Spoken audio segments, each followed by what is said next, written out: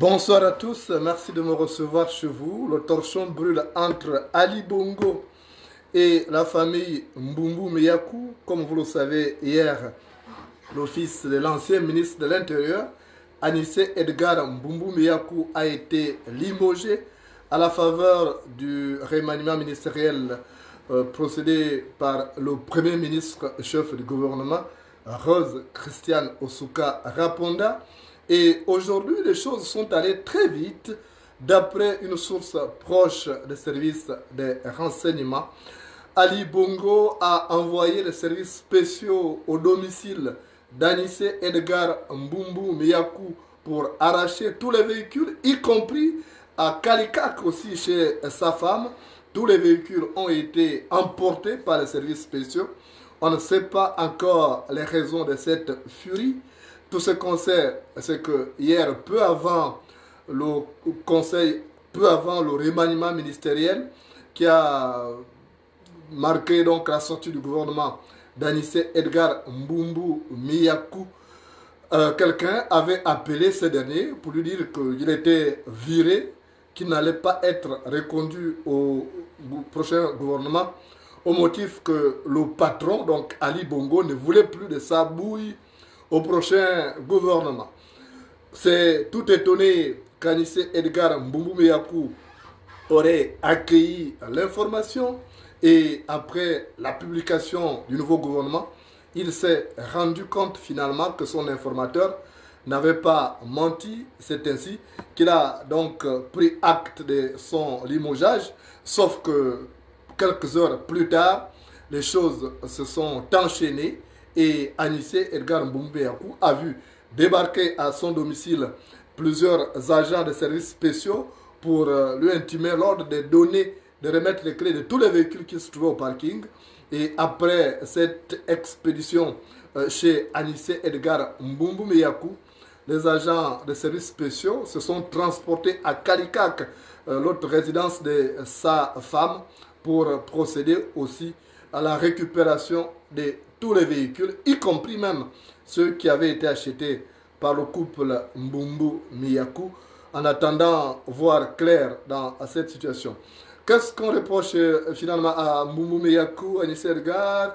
On ne sait pas encore exactement Tout ce qu'on sait, c'est que le pouvoir d'Ali Bongo n'était plus en odeur de sainteté avec ce dernier, qu'il soupçonnait d'être très proche de Brice Lacuche Alianga, l'ancien directeur de cabinet d'Ali Bongo, qui croupit à la prison centrale de Libreville depuis l'année dernière. Et donc Ali Bongo avait décidé donc de faire la guerre à tous ceux qui ont flirté avec Brice Lacuche Alianga.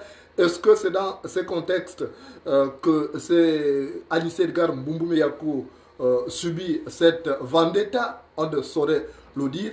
Tout ce qu'on sait, c'est que ce limogeage a été très mal perçu par le père d'Anissé Edgar Mbumbu Meyaku, l'ancien ministre de l'Intérieur Antoine Depadou Mbumbu Meyaku, aujourd'hui affaibli par des ennuis de santé, ce qui démontre aujourd'hui que Ali Bongo n'est pas quelqu'un de fiable.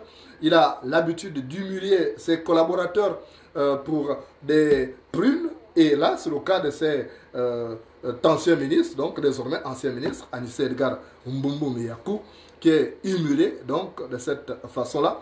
D'habitude, lorsque quelqu'un doit sortir du gouvernement, il est souvent prévenu, souvent le président le reçoit et lui annonce qu'il va partir du gouvernement, surtout lorsqu'il s'agit de personnes de confiance pour qui Ali Bongo, enfin le président, quand on parle d'un président, pas Ali Bongo parce que c'est un despote qui n'a pas été élu, mais dans des pays sérieux, dirigés par des gens sérieux, souvent les ministres sont prévenus qu'ils doivent quitter le gouvernement. Or là, ce n'est pas le cas.